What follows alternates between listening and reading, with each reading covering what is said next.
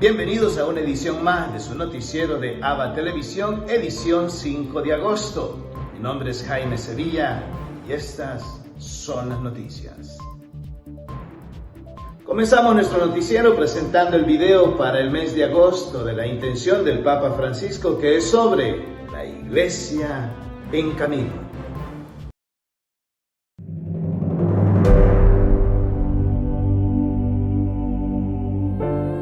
La vocación propia de la Iglesia es evangelizar, que no es hacer proselitismo, no. La vocación es evangelizar.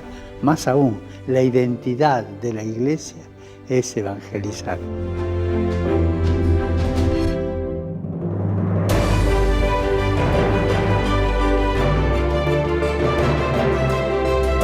Solo podremos renovar la Iglesia desde el discernimiento de la voluntad de Dios en nuestra vida diaria y emprendiendo una transformación guiados por el Espíritu Santo.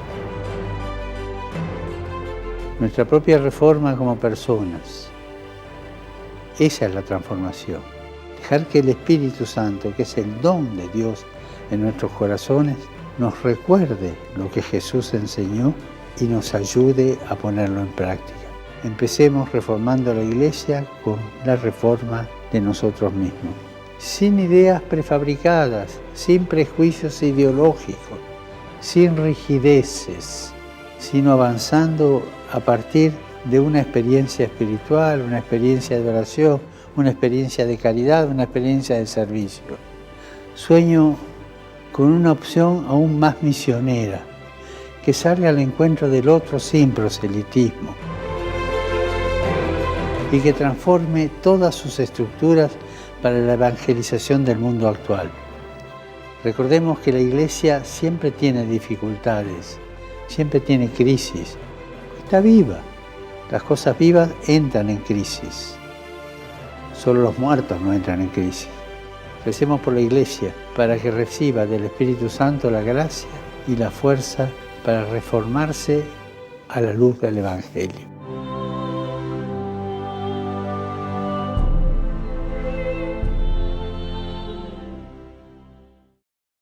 La reconstrucción del Líbano continúa después de la explosión en Beirut, a un año ya a estas alturas. Ha pasado un año desde esta explosión en el puerto de Beirut y en el Líbano la situación no ha mejorado en absoluto. La situación en el Líbano se está volviendo cada vez más complicada, ya que es difícil satisfacer las necesidades básicas. Se ha consolidado una crisis sin fin y de múltiples caras.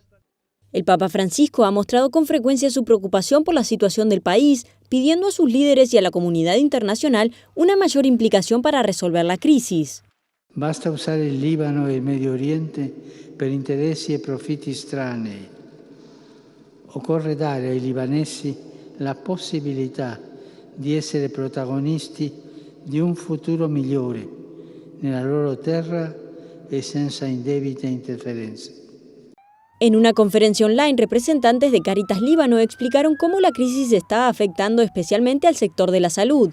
Los cortes de energía y la grave escasez de medicinas y equipamientos complican la gestión de la pandemia. De hecho, muchos trabajadores de la salud han renunciado o se han ido del país en busca de mejores oportunidades. Sin embargo, Cáritas Líbano ha estado allí durante todo este tiempo, ayudando a las tantas personas necesitadas que hay en el país.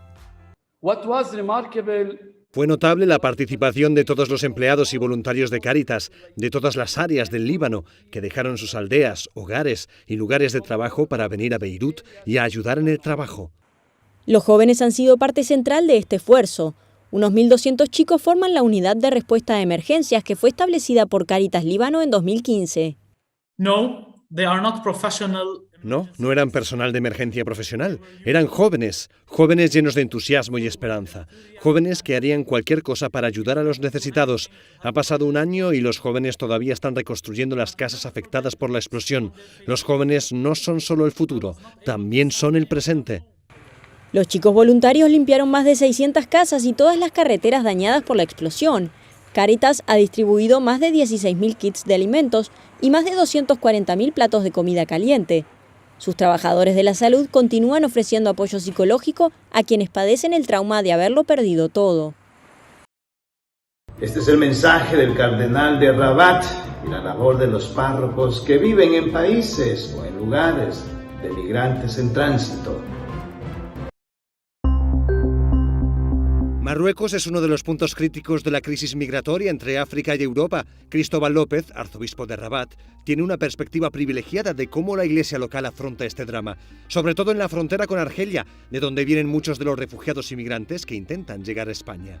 En una noche, el padre que está allá, cura párroco, que además es mi vicario general, puede levantarse 5, 6, 7 veces para abrir la puerta a jóvenes, normalmente jóvenes, algunos menores, que llegan. Y durante la pandemia ha tenido viviendo dentro de la parroquia durante 1, 2 o 3 meses hasta 150 personas que no podían moverse por el confinamiento. Marruecos es la boca del embudo donde llegan refugiados inmigrantes que pasan por países como Senegal, Malí o Níger y atraviesan el desierto a riesgo de sus vidas para llegar a Europa. De tanto en tanto, cada semana tienen situaciones médicas muy graves, ¿no? De operaciones, de heridas, de rupturas de huesos, porque el atravesar la frontera no se hace gratuitamente, se conlleva muchas veces caídas, golpes, persecuciones. Aunque el problema migratorio no es la única cuestión que afronta una iglesia como la de Marruecos, que Francisco visitó en 2019. En el sínodo local que ahora están realizando, hay otras 2 cuestiones fundamentales sobre la mesa. Una es el diálogo interreligioso y otra el diálogo entre católicos, por ejemplo, entre sacerdotes europeos y laicos africanos. Los africanos son muy alegres, muy dinámicos, muy rítmicos, muy ruidosos, podemos decir, y los europeos gustan de eso las primeras veces, pero después dicen, bueno, queremos que haya también un poco de silencio, un poco de tranquilidad, que la cosa sea más reposada. Está bien que la misa sea un poco larga, pero más de 2 horas no, por favor. Es decir, ves que el estilo de celebración es distinto. El arzobispo Cristóbal López es salesiano, vivió muchos años en Paraguay y fue nombrado cardenal el 5 de octubre de 2019. Pertenece al grupo de purpurados que viven en países donde los católicos son minoría. De hecho, en Marruecos no llegan ni al 1% de la población. Ahora queremos invitarle a que compartan con nosotros una reflexión del Evangelio del día. En el Evangelio de este día, de Mateo 16, 13-25, Jesús ha llevado a sus discípulos a la región de Cesarea de Filipo, que es una región alta de la Galilea. Y allí Jesús les dirige esta pregunta: ¿qué piensa la gente de mí? ¿Quién soy yo para la gente? Y entonces los apóstoles dan todas sus opiniones. Pero luego viene la pregunta directa a los apóstoles y a cada uno de nosotros. Y para ustedes, ¿quién soy yo? Entonces aquí tenemos esa solemne confesión de Pedro. Tú eres el Mesías, el Hijo de Dios vivo. Que es la proclamación precisa que cada creyente en Jesús debe profesar. Y Jesús felicita a Simón Pedro por esta respuesta y ahí le indica que verdaderamente es una respuesta de fe, que él no lo ha dicho porque él ha hecho una interpretación intelectual, sino porque Dios se lo ha inspirado. Pero luego Jesús les comienza a decir que él va a sufrir, que él tiene que subir a Jerusalén y que va a tener problemas allá. Entonces otra vez Simón Pedro interviene, después de que Jesús le ha dicho, tú eres Pedro y sobre esta piedra edificaré mi iglesia. Pedro le dice a Jesús, ya sintiéndose pues, ¿verdad?, como el elegido de Jesús, que ante el anuncio él le dice, no, esto no te puede suceder a ti. Y entonces Jesús le dice, estás haciendo de tentador, no quieres que yo cumpla la voluntad del Padre. Entonces, aquí vemos esa contradicción entre la fe profesada sobre Jesús el Mesías y el impedir que Jesús sufra. Y eso es lo que nos pasa también a todos nosotros, que no queremos que ver el sufrimiento de Jesús. Así sea.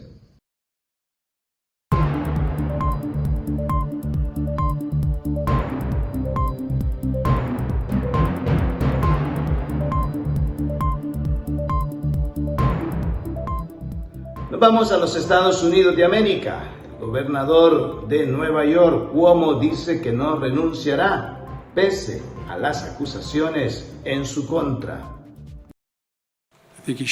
El presidente Joe Biden, al igual que otros líderes demócratas, ha pedido al gobernador de Nueva York, Andrew Cuomo, que renuncie. Investigaciones independientes supervisadas por la Fiscalía del Estado, que abarcaron más de 170 entrevistas y 74,000 folios durante casi 5 meses, identificaron 11 acusaciones creíbles de acoso sexual en contra de Cuomo.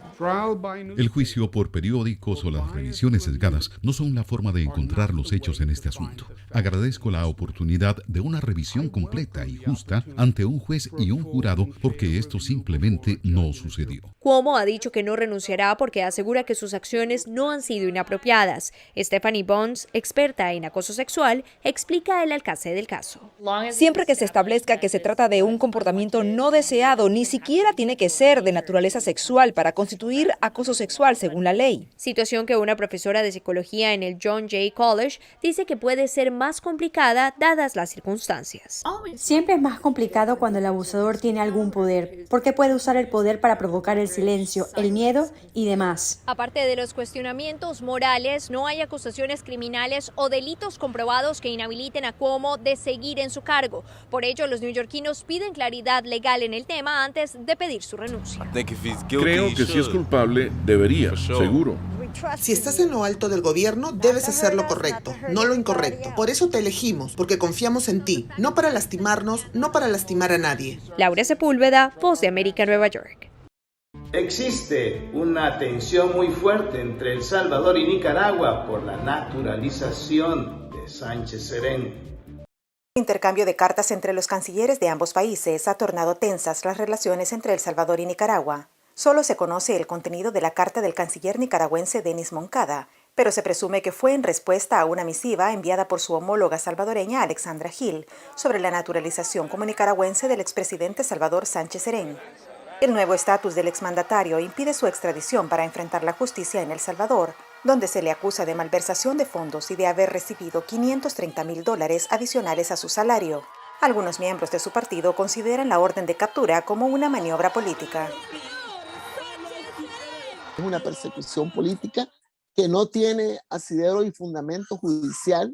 Si lo acusan de lavado, ¿de qué tipo de lavado? ¿Verdad? Y dicen, no, es que no es de lavado, es de sobresueldos. Pero si eso no está tipificado como delito, ¿por qué lo quieren imponer? Hemos girado órdenes de captura. Además del expresidente, también se giró orden de captura contra otros 10 exfuncionarios, de los cuales 5 son prófugos. Las autoridades salvadoreñas aseguran que esto es parte de las acciones del gobierno de Nayib Bukele para combatir la corrupción. Pero para el director de Acción Ciudadana, Eduardo Escobar, no hay coherencia desde el Ejecutivo. Se está investigando aquella corrupción que se dio en el pasado, pero se está omitiendo investigar la corrupción propia, la corrupción de su gobierno. Hasta el momento, Sánchez Serén no se ha pronunciado públicamente.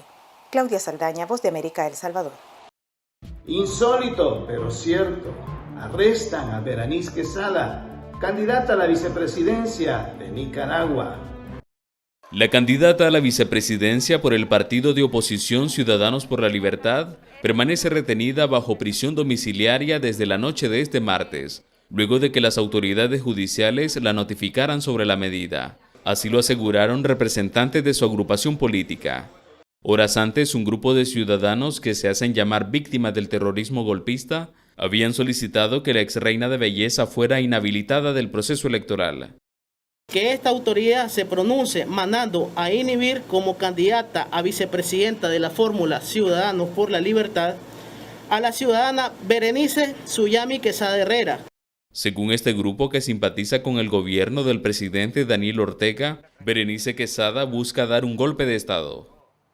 No tiene por qué ella venir a querer decir, a querer llamar nuevamente al derramamiento de sangre, a que venga nuevamente otro golpe de Estado. Para el grupo opositor Unidad Nacional Azul y Blanco, las recientes acciones evidencian las intenciones del oficialismo de ahogar cualquier competencia a través del total control del poder electoral. Las actuales condiciones no permiten un proceso electoral ni legítimo ni transparente y mucho menos sea una opción a la salida de la crisis sociopolítica que vive el pueblo nicaragüense, ya que no hay ninguna garantía de que se respete la voluntad popular, mucho menos de que se respeten los derechos civiles y políticos de la ciudadanía nicaragüense. Hasta el cierre de este informe, el Consejo Supremo Electoral no se ha pronunciado sobre el arresto domiciliario y tampoco sobre la petición de los simpatizantes del gobierno que demandan su inhibición. Donaldo Hernández, Voz de América, Managua. Nos vamos a Sudamérica, donde nos recibe nuestro amigo el padre Manuel Rodríguez, misionero claretiano de nuestra cadena hermana JN19 Televisión, quien nos ha preparado un reportaje especial de lo que acontece en ese país del Perú. ¿Cómo están, amigos? Reporta Kevin Cáceda desde el Perú para JN19 y la cadena hermana televisión ABA. Con las últimas noticias, comenzamos este segmento comentándoles que el Registro Nacional de Identificación y Estado Civil, RENIEC, observará más de 149.129 DNIs por haber perdido su validez identificatoria, informó Cristina Santibáñez, subgerente de depuraciones del RENIEC, quien además precisó que este número de ciudadanos no han realizado el canje del DNI de menor de edad a mayor de edad, quienes registran también una fotografía desactualizada e incluso no cuentan con firma ni huella del titular. Santibáñez afirmó que hay ciudadanos de hasta 25 años que siguen portando el DNI amarillo de menor de edad, lo que va a conllevar a que se presenten problemas en las próximas elecciones municipales que se llevará a cabo en octubre del 2022, ya que en el padrón se consigna una foto del ciudadano cuando era menor de edad. Lima es la región con mayor cantidad de ciudadanos en esta situación, con 44.793, seguido por Piura, con 21.880, los consulados peruanos en el exterior, con 11.831, y por último Trujillo, con 11.135 peruanos que todavía no han hecho el cambio de sus DNIs.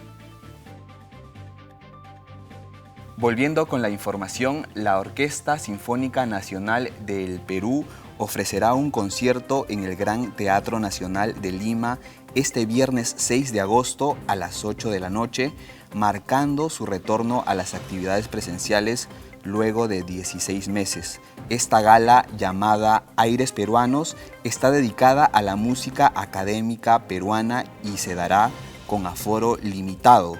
El elenco interpretará producciones del repertorio nacional que datan del siglo XIX hasta el presente, bajo la dirección titular del maestro Fernando Barcárcel y con la participación como violín solista de Carlos Johnson.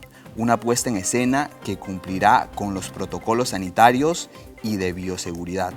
Aires Peruanos no solo propone un viaje a través de diversas etapas de la historia de la música peruana, sino también hacia algunas ciudades del Perú representadas por estos compositores como Cusco, Arequipa, Puno, Lima, Chiclayo y Piura. Las entradas se venderán el 5 y 6 de agosto y los menores de 17 años, estudiantes universitarios, docentes y mayores de 60 años contarán con un descuento del 50%. Continuando con la información, ahora vamos a la web. En esta oportunidad, Así Prensa nos comenta que construirán un santuario dedicado al milagro eucarístico en Perú. La parroquia Santa María Magdalena de la ciudad de Etén, en la diócesis de Chiclayo, anunció la construcción del santuario eucarístico del Niño del Milagro, que estará dedicada al milagro eucarístico de Etén, ocurrido en 1649. La parroquia informó que para este proyecto se cuenta ya con el terreno entregado por el gobierno regional de Lambayeque y que muy pronto se iniciará una cruzada y alianzas nacionales con alianzas extranjeras para promover el gran proyecto. El diseño, elaborado por el arquitecto Carlos Quesquén, tendrá 2 niveles y contará con acceso con una amplia plaza que también servirá para la realización temporal de actividades al aire libre. Habrá además una zona administrativa, sala de reuniones, un mini museo para la difusión del milagro eucarístico, así como las celdas o habitaciones para los religiosos visitantes. Esta fue la información que tenemos hasta el momento para ustedes. Muchas gracias por su gentil sintonía. Reportó Kevin Cáceda para la cadena hermana AVA Televisión. Permiso.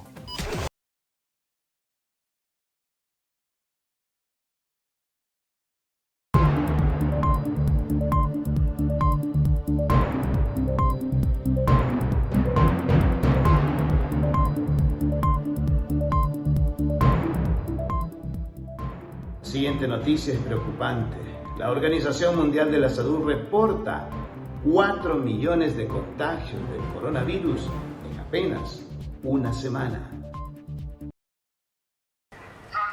El incremento de nuevas infecciones de COVID en todo el mundo se acentúa. La Organización Mundial de la Salud contabiliza más de 4 millones de nuevos casos y advierte que en 130 países la variante Delta cobra mayor fuerza en los registros. De hecho, la OMS insta a establecer una moratoria mundial en la colocación de una tercera dosis hasta septiembre para darle oportunidad a los países que aún no avanzan en la inmunización. No podemos ni debemos aceptar que los países que ya han utilizado la mayor parte del suministro mundial de vacunas utilicen aún más, mientras las personas más vulnerables del mundo permanecen desprotegidas. Estados Unidos sigue encabezando la lista mundial de impacto por el mortal virus en cuanto a nuevas infecciones. Según datos de la Universidad Johns Hopkins, se mantiene un promedio de 50% de estadounidenses vacunados. Todavía hay alrededor de 90 millones de estadounidenses elegibles que no están vacunados y necesitamos que hagan su parte, se arremanguen y se vacunen. Toda y cada una de las vacunas son importantes. Y ante este estancamiento en el avance de la inmunización, hay quienes urgen para que otros se coloquen la vacuna. Creo que la gente no se está tomando este virus en serio. Ya es hora de que la gente abra los ojos y se dé cuenta. Oye, esto no es una broma, vacúnate, protégete. Al mismo tiempo, se abre cada vez más el espectro donde establecimientos del país exigen la presentación del certificado de vacunación para permitir el ingreso de personas. Las autoridades han advertido que la variante Delta es altamente contagiosa y predomina entre las nuevas infecciones. José Perralete, Voz de América, Miami. Y hoy, 5 de agosto, la Iglesia nos presenta en su calendario de los santos la fiesta de Nuestra Señora de las Nieves, que se encuentra en Santa María la Mayor, la Basílica, aquí en Roma. El Papa Liberio, que gobernó la Iglesia entre el 352 y el 366, intrigado por el sueño que había tenido la noche anterior, se asomaba insistentemente por la ventana y miraba hacia el monte Esquilino en busca de alguna señal que le corroborara la visión. Pero su razón le indicaba que era imposible que nevara justamente en pleno agosto, cuando el verano romano cae a plomo sobre la ciudad eterna y la sume en una sofocante canícula que derrite lo que encuentra a su paso. Mientras cavilaba sobre el asunto, le anunciaron que su amigo el senador Juan y su esposa necesitaban hablar con él urgentemente, y entonces abandonó sus pensamientos y los recibió al instante. Aún jadeando, el patricio le contó que, en vista de que no tenían herederos, habían decidido legar su cuantiosa fortuna a la Santísima Virgen, y como no sabían qué hacer para materializar su donación, le pidieron a la Madre de Dios que los orientara. Ella se le apareció en sueños al senador Juan y le dijo que en el punto exacto del monte Esquilino, en donde nevara, le construyera una iglesia. El Papa Liberio, asombrado, le respondió que esa misma visión no lo había dejado dormir. Al unísono, los tres miraron por la ventana y, en efecto, en una porción de la colina en cuestión se delineaba una alfombra de nieve de apreciables proporciones. Inmediatamente, ese 5 de agosto, marcharon en procesión al sitio y cuando hubieron tomado posesión del paraje delimitado, la nieve se derritió. Sin tardar, pusieron manos a la obra y al cabo de algunos años, una espléndida iglesia dominaba desde el Esquilino a buena parte de Roma.